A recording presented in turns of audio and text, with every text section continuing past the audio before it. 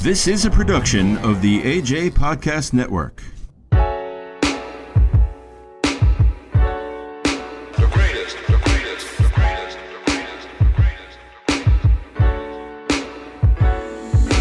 Pushing and pulling, I want you, but you won't leave. I hate you, I love you, you love me, yeah, you gotta be free. If I'm your cage, leave. But if you stay with me, eventually we'll find happy. Good evening, ladies and gentlemen. This is the Passage Home podcast starring the Dr. Stanley Russian, and I am your boy, Back Civilian. Today we have an amazing guest on the show today by the name of Baba G. Listen, ladies and gentlemen, you can hear us on Apple, YouTube, Podbean, and iHeartRadio. If you're interested in getting advertisement on the show or sponsoring the show, please reach out to us at passagehomepodcast@gmail.com. Dr. Stanley Russian, how you doing today? Amazing. By God's grace, every day, over and above what I can even ask or think, blessed. Awesome. I like to start the show and just finish up because as I got to talking about my mentors last week, and just in the beginning of my life, and I want to close it out by the last brother I was speaking about, named Ephraim. Ephraim was a master builder, and he, enlightened me. They all gave me certain skills, but I was able to take from this brother mastery of the arts of construction and masonry. This brother taught me how to make circular concrete stairs, and when the average carpenter was just lucky if he can run some straight stairs. I learned things from brothers who can do transition and stairs, which if you can do that, and throughout Chicago, everybody has back porches, but those transition stairs take a high level of math to get right, and they have to be correct, because if they're weak, it can cause catastrophic damage and even death. And so when they call the person in to do this, you can make just $600 just cutting those stairs and be home by 12 o'clock. Wow. On a work day. And so as a young youth at 19, learning to do this, and even though I wasn't paying attention in school, I did retain enough math to be able to master that. And so that's some of the things I learned from Ephraim, but he also was a master plumber. Wow. And I'm not going to go into a lot of detail, but I remember working on the houses below zero that had rats and vermin running across our legs for 14 hours while he stayed there and did everything in detail and made sure everything was right. And they taught me the efficacy of way beyond what any union could teach you about, even when people are not looking to do things right. And I didn't think it'd be right for me not to mention that brother. Wow. And I've taken that throughout my life. It's amazing amazing what the hands and the mind can do and what they can create. Absolutely. And especially being in a crawl space on the west side of Chicago with a rat running across your leg, and you have to put rubber bands on your pants legs so they don't run up your leg and stuff. Wow. That's character building there. Mm-hmm. So anyway, I want to introduce our guest today. I want to bring on my brother and business associate, the Honorable Baba G from Atlanta, Georgia. Okay. Baba, are you there? Sir. Shalom, shalom, my Shalom, shalom. Ma shalom ka. Mitsunyang, Weata. Yes, it's a blessing. Yeah. So with Baba, if I read off his bio by itself, it would take about 20 minutes. So I have some selected things that I want to bring up and highlight, but I also want to maintain the theme of our show. But before you do that, I don't mean to interrupt you. What? So you guys were just speaking a different language.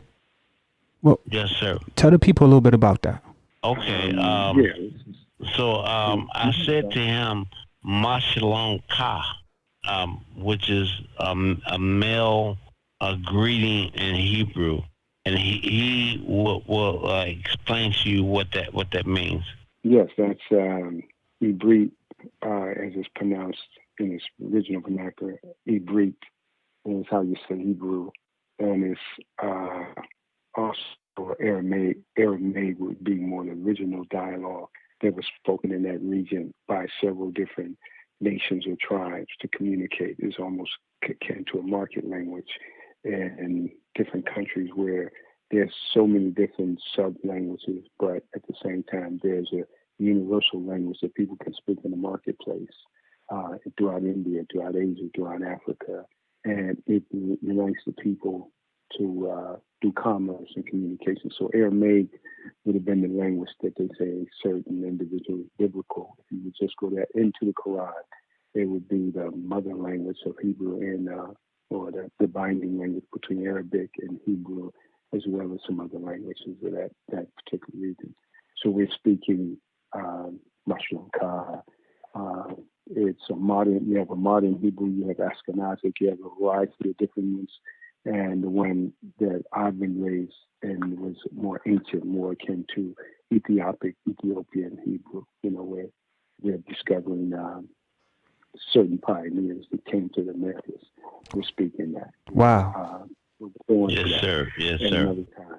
I appreciate that. And my answer, his answer was Miss You Young, which translated means that he is doing amazing, and he usually end up with hallelujah, which means all glory. He's amazing. Glory be to God for that, and so on that note, I want to. So what I'm going to do is do segments of bios on him. And right now, I'm just going to ask a little bit on a bio of his spiritual beginnings into this alternative lifestyle that he represents today. So Baba, I was asking you about a little slight bio on your spiritual beginnings into an alternative lifestyle. Yeah, I was, if I just say my general upbringing was in a house that was very creative in the artistic division. Everybody we were free to explore creative outlets, art, music, crafting, variety. I went to school through the collective, carpentry like yourself. My mother was very open-minded and liberal, and she allowed me to attend, and my family attend, any spiritual service of any denomination, if that was your choice, just as long as you attended one. And being open-minded, following the footsteps of my parents, I did venture into other collective groups like ashrams, Knesset, synagogues, a variety of spiritual centers throughout those regions. And coming from a military family, we were used to traveling, so I'd always had it to venture off into the spiritual sectors. So my Ibrit came through the historical aspects that was given to me and the educational centers that I was in. Different groups from Ethiopia and different groups from Africa who informed me of the very ancient scriptures that was found throughout Africa and throughout the world. And it was history to me. It was my breath. It was my life. And then when I became connected with it, I became aware. So my ventures led me to Nzimore, very studious and very, very unique individual who immediately, when he spoke to my spirit, I embraced that truth. My whole body could absorb the awareness, and the language was just like it was already there. That I studied. He introduced me to a variety of different interpretations of truth. You know, because truth is one, but we interpret it a lot of different ways. So I studied through that community, the Tao, Zen, Buddhism, you name it, we studied it.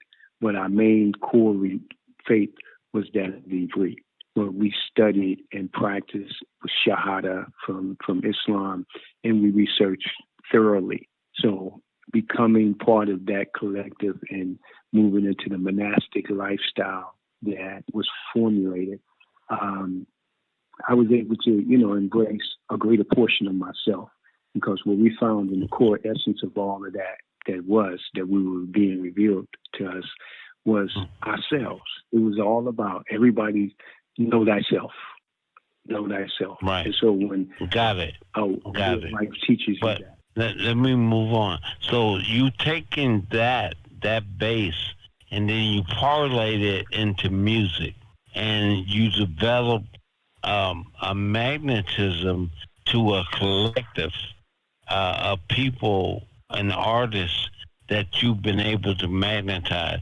Now, we're going to get to the boys, and we're going to leave a link to your unsung documentary on our webpage. But right now, I just wanted to express how, with what you just described, how what you had was what a lot of artists were looking for on the spiritual and were trying to express. And I want you to just give a list of the collective of people that have gravitated into and around you on a musical level. I would say Shaka Khan, which was very unique. We'll talk about that another time. Erykah Badu, Andre 3000, India Irene, Akon, who I could go on, and so much older than those at the time. My group in New Orleans, Shepherd Band, because the monastic community was also, one of the main heartbeat was music. We would stop in the heartbeat and give up musical prayer. Let me say that you said the boys, we say Sons of Light, now formerly known as the Boys. It goes on. I could just, it's so many. Okay. I don't know who I'm. I know. So, and throw in Parliament Funkadelic, right? While you're just speaking about it. Yes. Your association with them. Yeah, that, and we jammed out. And my theater here, I'd have SOS Band come through. Wow. Right. Yeah. And so let's get into because I'm moving you through this because our time is going to sneak upon us. So I just want to interject that your mentorship with the boys, can you go into that first? Give a description to those who may have forgotten who the boys were and what they did historically in music that nobody else has ever done. Oh yeah, that's history. Still archaic. It's in the they went down in the Hall of Fame of Music. Hakeem in particular, which is the second oldest of the boys. He's a mastermind. what's his name? The major music master, Quincy Jones. You can quote him saying, after Michael Jackson is Hakeem. Hakeem is in the Hall of Fame at the age of 14 for producing a platinum album. Unheard of. No one has broken his record yet. He's produced a variety of artists. Like many of those that I mentioned, he was the one that was key in producing them and bringing them into the music business, the music world, and producing them while they were in it. Hakeem, Bilal, Taj, Kyrie came up under me as they made their transition from boys to sons of light, because the music industry was becoming very heavy. It's no longer fun for them.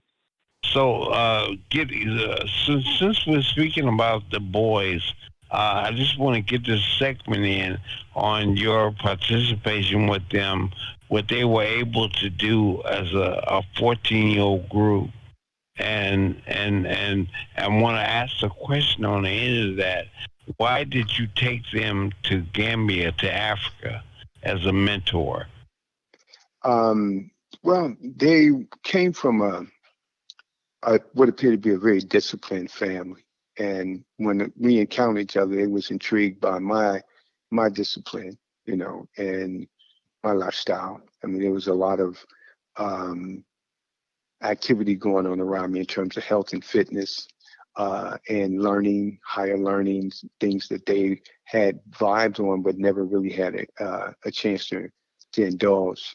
So the lifestyle that I lived always spun out from the monastery. So I always kept a regiment. My uncle was at the time present, and he was the Supreme Grand Master of the Kubagani Martial Arts Society. And so he's teaching acrobats, martial arts, and they were very much familiar with him. And, the discipline in my household, and I see that they could, it's very seldom you can meet people just in the everyday life that could sit for 3.5 hours in meditation. And I found they applied themselves and did that without a hitch. So I seen that they came from a disciplined environment, and probably without that discipline, they couldn't dwell in my dwelling with me. So, the door was open for them. They embraced the diet that I was dealing with, on the lifestyle, which included the diet, which vegan.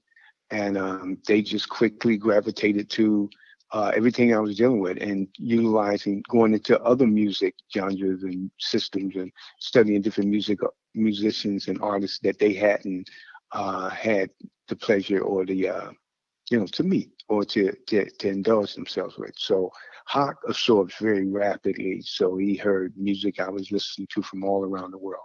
How Africa came into the picture is that they had a fan base that was enormous, more than they even recognized. And one of the young ladies who was promoting shows in Africa, in Gambia in particular, in Senegal, was approached me to see if I could link them together, whereas she wanted them to come over and perform live. And they had been in Senegal in their earlier days of performing. And so we struck a deal. I said, if you can take them over there, she provided their way and whatever they needed, then I'll arrange for that to happen. So the deal was struck. Next thing you know, they were performing at a festival in Gambia. Immediately took a liking to Gambia, and the rest is history. They've been there ever since. We just transit back and forth. Senegal is in the pot. My journey took me all the way back up to one of my native villages, which is up in Mali, and Guinea, and different other regions that my tribe, my family was pioneering or had been there, and were based there. So that was the journey. It was still musical, it was creative, it was disciplined, it was arts of a variety of sort. Even one of the pieces that appeared in the movie The Black Panther, I actually made and fastened there in Africa, and that's the one that one of the ones that Angela Bassett wore in the scene when the king was tossed off. When Killmonger threw him off the hill. We're gonna get into that in a minute, but I just want to finish up with the boys, because you made a quote before about a quote from Quincy Jones and about Hakeem, who stayed behind and started doing engineering for other groups in Africa. Yeah, he has his Can you name trademark on some of those Afrobeat. groups? WizKid, Davido, Icy, which is a production company. Man, a number of them. Ones that just recently hitting high. Icy, WizKid, Davido, and the bigger Endure. league is Youssou N'Dour.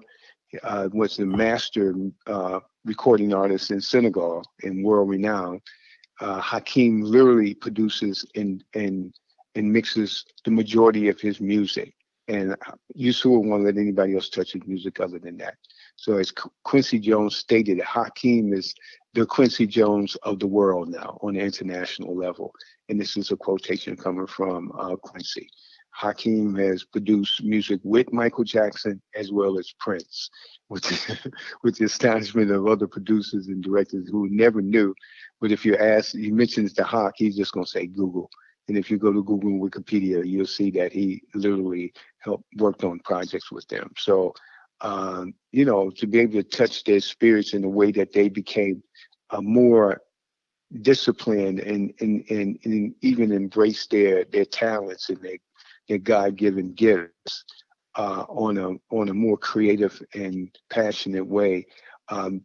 They brought a very beautiful spirit into Afrobeat and really changed the face and the movement of African music on the continent as well as throughout the world.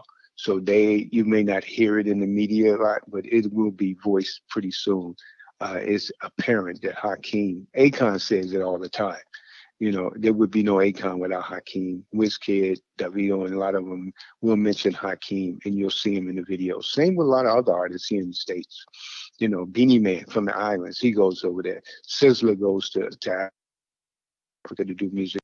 He goes to Africa and do music, but Hakeem, Frankie Paul, a lot of artists. I was there personally and sees the work that's being done, not just by Hawk, but his brothers as well.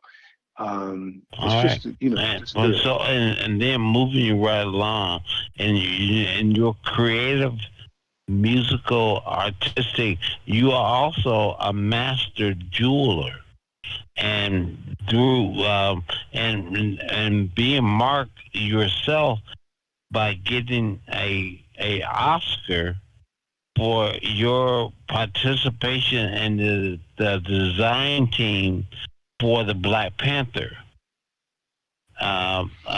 movie. Can you speak a little bit on that? Yes. And your contribution to that for one of the largest grossing Black films in the history of Marvel Comics and Disney at the same time. Yes, the film industry in general. I mean, yes. when you describe that, it comes home fresh to me in my mind. Because when you said Oscar, I'm like, wow, that's right. we received an Oscar, and I'm a part of that. I'm part of wardrobe when it all breaks down. Because I was that unsung individual, my name didn't get to the credits, but I got blessings upon blessings because Ruth Carter, who was the recipient of that award for the collective, announced that I was one of the official jewelers of the Marvel Black Panther at Essence, Disney, at Macy's, etc. A few times. It was by spirit how we just came together, and she just would announce that and call me up on stage and give me my my credit that she felt was due to me. And it's like how you said it right then, it still hasn't really set in. It's Right. it's fresh every day, because it was a prayer that I was making and the phone rang when I was making the prayer to have my jury in the movie, and it was Marvel calling to see if I would do some work for him. And that's the hair has never laid down again off the back of my neck from that moment when I prayed. You know what I'm saying? Yeah, but give thanks. Yeah, and I'd just like to mention a few signature pieces that you have in the movie, and on Angela Bassett, she was wearing the earrings that she was wearing in certain scenes were designed by you, as well as her necklace that she was wearing as the Queen Mother was a signature piece of yours, and the fact that there are 3 African American museums in the United States now that have your jewelry on display pertaining to the Black Panther as a part of their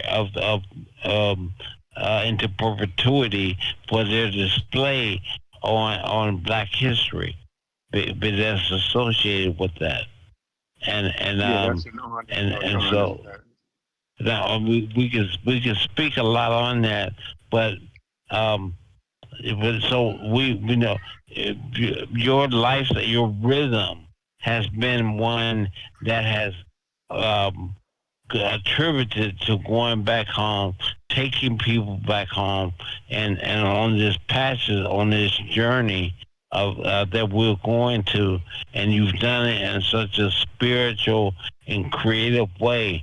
I just want to speak on that the fact that you passed your creativity on to your own children. And then you also can you speak a little bit on your sons and how those seeds that you planted are coming up that reproduces your spirit, and I'm speaking about Asa and Zion particularly. Yeah, absolutely. Yeah, that's. I mean, there's some creativity popping up amongst them. I have 12 sons and 8 daughters, and my especially my 9th and 10th son have a podcast, not a podcast, but they're on TikTok and not Instagram. What is this? YouTube. And my son is doing his version of punk, which Ashley Kesher did. He's interviewing people on the street, and he's asking them simple questions like, "Have you ever kissed a girl?" etc. Basic, clean. It's clean cut. It's something different in terms of just giving people an opportunity to speak through social media and enjoy themselves. So people find it very humorous, really polite, nice, and he's listening. I think he has like 2 million followers and maybe 2 million or 3 million viewers. And what's the site? What's the site address? It's Zion Plus. Zion with a peace sign. I mean with a plus sign. Zion with a plus sign. And him and his brother and associates are out just in Santa Monica and around LA or California, and they're doing that. Wow. He goes on to also be one of the number 1 picks on the basketball, in not just in his league, but just in the city. That they give him a lot of attention on that, on track.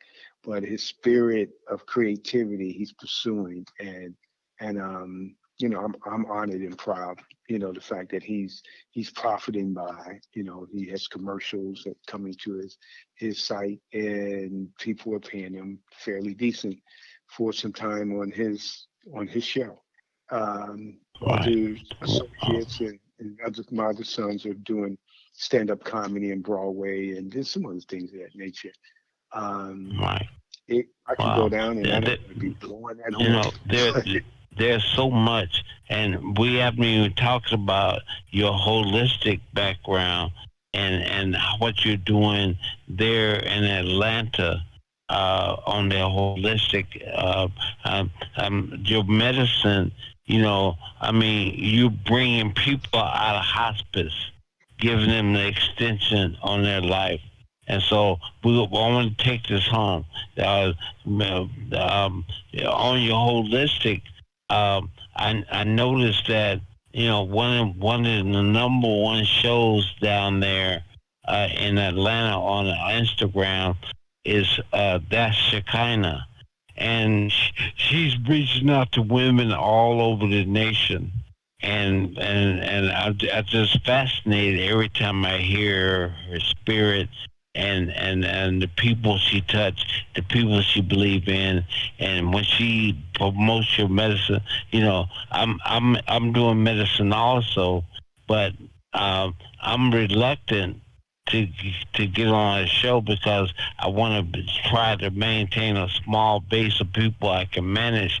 But can you speak a little bit on Shekinah? Yeah, Shekinah is a very intriguing, beautiful sister that came to me a few years ago, and she had a weight problem, probably as a condition, but mainly she was interested in her weight. I learned herbology while I attended college, Malcolm X University, Circle Campus, and I got a degree in herbology amongst others. And my training took me again into fields of practice. And disciplines that allowed me to assist other people in helping them help their bodies to correct their conditions and to better their conditions. So it just became like it's my lifestyle. I've never pursued it as a profession. And she kind of came and she had a weight problem. I had some formulas that I had gotten in my travels and honoring my teachers. And that's something I always have to be mindful of, because all of this didn't just pop out of thin air. It was handed to me. There was teachers that I humbled myself before, and then they blessed me and bestowed upon me the information. And I shared it with the community, and I shared it with communities around the world, all people of all walks, of all nationalities. If their condition required some assistance and I had the ability to do it, then I would offer that assistance because it was given to me freely likewise, and it helped my life and helped to sustain me. So I gave it to her. Within 3 days, she came back and she had a waistline, and it kind of like. Where can we find that at? Where can the people find that information? The product, Shekinah, if you hit her up on her site, she'll tell you as well. But I have a product line, and Dr. Stan, we partner up on some products, and it's a beautiful, to be able to engage the mind of Dr. Stan, because we go back. We were teenagers when we came into this, and it was. I love this man. I love this man. Yeah. So yeah, I understand. I mean, what is there not to love? He has a raw humor, but it is, and you can feast. Yeah. So how can we see Shekinah when we so we got Zion at plus sign Zion Plus on TikTok and Zion Plus on YouTube.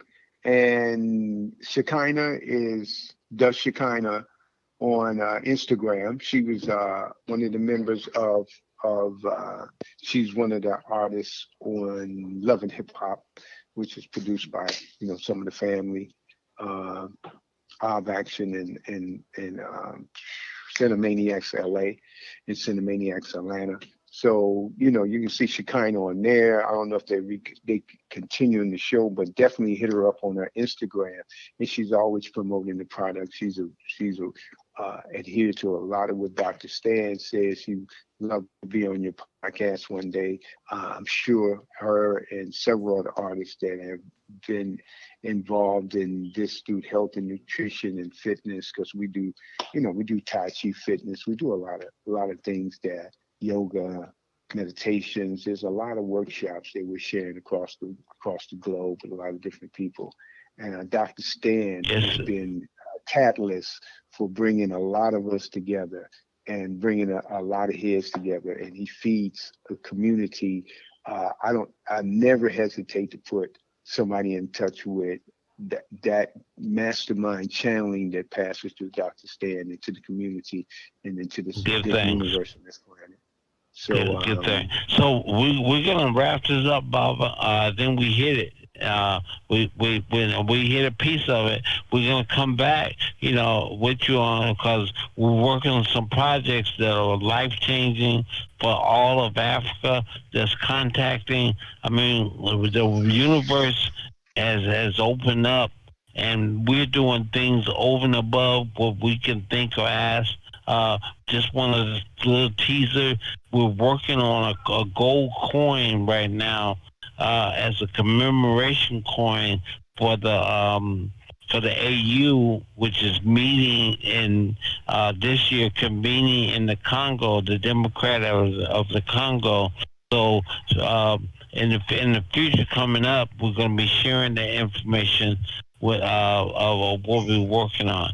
So we're gonna brand the Congo Wa Congo, which is actually out of the movie is what they're talking about. But we got some special things we're doing. But I'm getting a message right now from AJ that we need to wrap this up. And so I think we hit all our mark for this session. And I want to give thanks. And I want to say it in Hebrew. I want to say Toda Rabbah Aki. Oh man, this was an excellent show. Thanks for having you on the show, Mr. Babaji. It's definitely good just getting to talk to you and hear your voice. And like I said, Dr. Stanley Rushing is my mentor. I love this man. I found him, or he found me, or I would say the Most High put us in connection when I was going through some things with my health, and he has helped me. And oh man, this was an excellent show, a beautiful show. You guys have a great night. Make sure y'all like, share, follow, subscribe. Passage Home Podcast. Starring the Dr. Stanley Rushing. I really hope to have Babaji, Mr. Babaji, back on the show later on so we can talk and really get into some things. This was beautiful. Thank you all. Shalom. Shalom. Shalom, shalom. But if you stay with me, eventually we'll find happy. Should I go left? Should I go right? What I'm doing, investing in your life. Time wasted, my body loves it, my mind hates it. Fights in public and we can't erase it. Everybody saw, should've seen their faces. Face it, it's only love when we naked, that's basic. I'm trying to fly like a spaceship and take it beyond the stars, beyond the sun. Remember when it all was fun? All I had to do was call, you come. And now I can't feel at all, I'm numb. And you don't hold me down, you hold me back. Back then, I wish you would've showed me that. This is a production of the AJ Podcast Network.